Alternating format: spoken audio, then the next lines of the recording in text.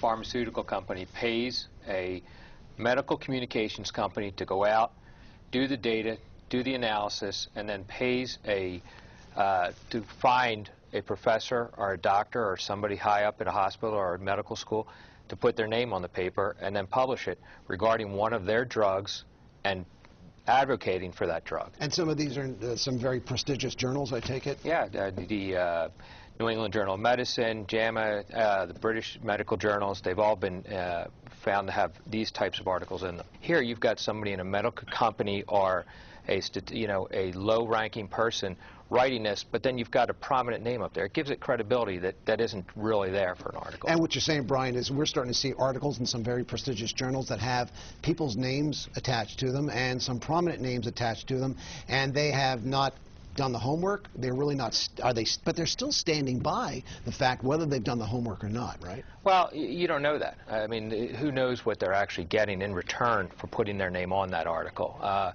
A hospital has to run a clinical trial, or a university has to run a clinical trial. The next time that AstraZeneca or Wyeth is looking for somewhere to place that, it has a little bit of prestige if your name has been attached to one of their articles in the past.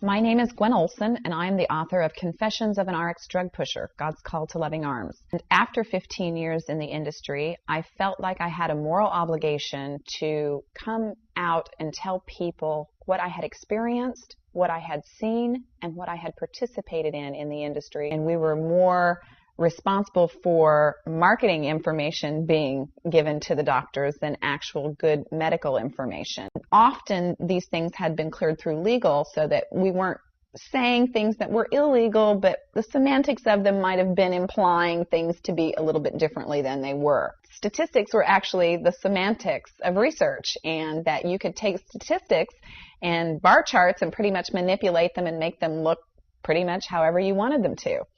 And that began to concern me, as well as the fact that I wasn't being encouraged after a period of time to have full disclosure with my doctors. While I was selling psychiatric drugs, I really got an education about the fact that many of the manifestations that I had seen in terms of behavioral things, that these were not manifestations of their psychiatric illnesses. These were actually manifestations of their psychiatric drugs.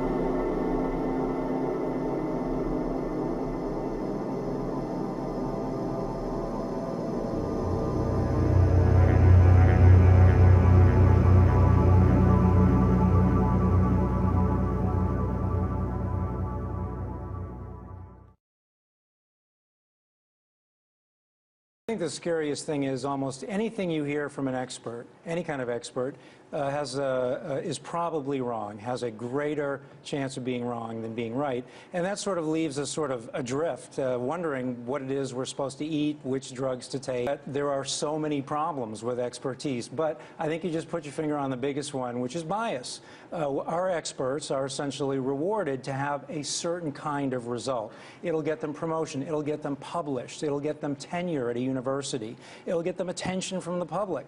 And as soon as you have that bias in a study, and this has been known for hundreds of years, there's a pretty good chance you're going to find the kind of result that will really get you what you want, even if the result is wrong.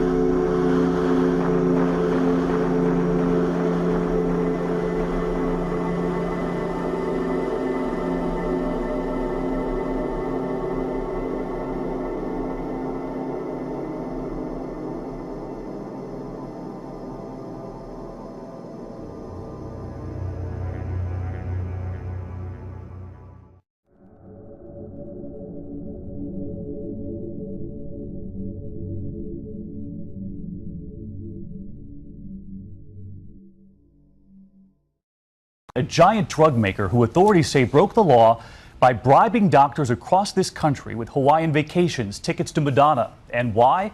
They wanted those doctors to sell your family their drugs, and many did. Tonight, Pierre Thomas with the video that authorities say shows for the drug maker and its sales team, it was all about the money. No, these aren't entertainers. Y'all ready for this? They're senior executives with pharmaceutical giant GlaxoSmithKline at a pep rally in Las Vegas for their sales team. Who wants to be a millionaire? The goal to rev up sales as part of what prosecutors say was a culture of greed, where patient safety took a backseat to profit. You do the math. There are people in this room who are going to make an ungodly sum of money. The company apparently spared no expense to entice doctors. GSK sales force bribed physicians to prescribe GSK products. Bribes to include lavish trips to Hawaii, pheasant hunts in Europe, tickets to Madonna concerts. The government claims GSK engaged in an illegal marketing campaign where drugs were promoted for disorders where there was no medical evidence they would help. Allegations of promoting the drug Paxil for treating depression in patients under 18, even though the FDA has never approved it for kids. This was done despite the fact the company had evidence the drug could spark suicidal thoughts in young people. Marketing the drug Wellbutrin as a prescription to help lose weight and treat sexual dysfunction, despite never being approved for that.